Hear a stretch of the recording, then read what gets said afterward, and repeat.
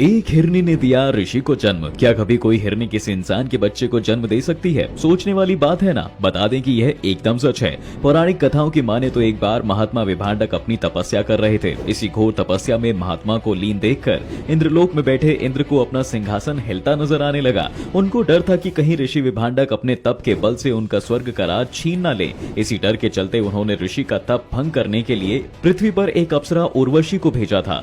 बता दें कि एक बार ऋषि विभांडक अपने सरोवर में स्नान कर रहे थे, तभी उर्वशी बड़े ही लचीले अंदाज में ऋषि के सामने आई। जैसे ही अप्सरा पर ऋषि विभांडक की नजर पड़ती, उनके ही अंदर गंदी नियत जाग उठती है, जिसके बाद ऋषि विभांडक का पानी भी पानी के अंदर ही गिर जाता है। वहीं उनका तप भंग हो जाता है। फिर वो अपना स्नान पूरा करके अपनी कुटिया में चले जाते हैं। तभी सरोवर के पास एक प्यासी हिरनी आती है और वो पानी के साथ ऋषि विभांडक के पानी को भी पी जाती है, जिसके चलते वो गर्भ धारण कर लेती है।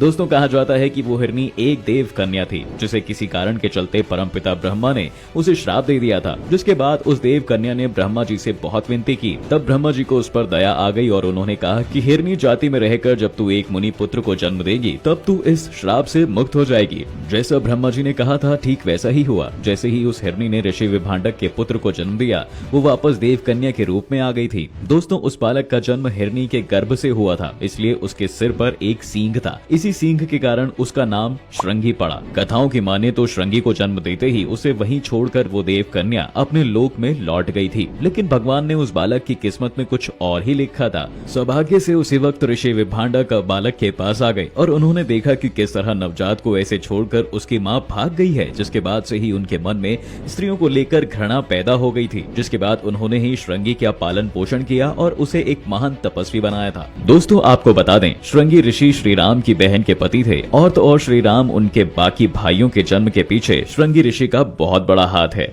बता दें कि श्रृंग ऋषि का विवाह राजा दशरथ की इकलौती पुत्री शांता से हुआ था। इसी नाते यह भगवान राम जी के जीजा हुए थे। शांता के काफी अनुनय विनय करने पर श्रृंगी ऋषि ने राजा दशरथ के लिए पुत्रेष्ठी यज्ञ करने का स्वीकार कर लिया। इसका कारण यह था कि यज्ञ करने वाले के जीवन भर का पुण्य इसी यज्ञ की आहुति में नष्ट हो जाता है। राजा दशरथ ने श्रृंगी ऋषि को यज्ञ करवाने के बदले बहुत सा धन देने का वचन दिया था। श्रृंगी ऋषि ने यह धन अपनी पत्नी शांता को अपने पुत्र और कन्या का भरण पोषण करने के लिए दे दिया था। ऋषि ने यज्ञ पूरा किया और अग्नि देव खीर लेकर प्रकट हुए। यज्ञ से प्राप्त खीर से राम, लक्ष्मण, भरत और शत्रुघ्न का जन्म हुआ था।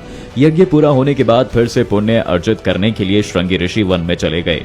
वहीं दोस्तों, प्रयागराज के श्रृंगवेरपुर धाम में श्रृंगी ऋषि और माता शांता का मंदिर है। इसी मंदिर में आज भी लोग संतान प्राप्ति की कामना लेकर पहुंचते हैं। मंदिर के पुजारियों का कहना है कि आज भी सच्चे मन से जो लोग यहाँ पर आकर पूजा अर्चना करते हैं, उनकी संतान प्राप्ति का मनोकामना जरूर पूरी होती है। संतान प्राप्ति की कामना के साथ जो भी भक्त मंदिर में आते हैं, उन्हें श्रृंगी ऋषि और माता शांता के आशीर्वाद से संतान प्राप्त होती है। और साथ ही साथ जिस वक्त भगवान राम, लक्ष्मण और माता सीता के साथ वनवास जाने के लिए श्रृंगवेरपुर पहुंचे थे, तब सीता माता ने श्रृंगवेरपुर के गंगा तट पर माँ गंगा की पूजा भी की थी। बाद में गंगा माँ प्रकट होकर माता सीता को आशीर्वाद भी देने आई थी।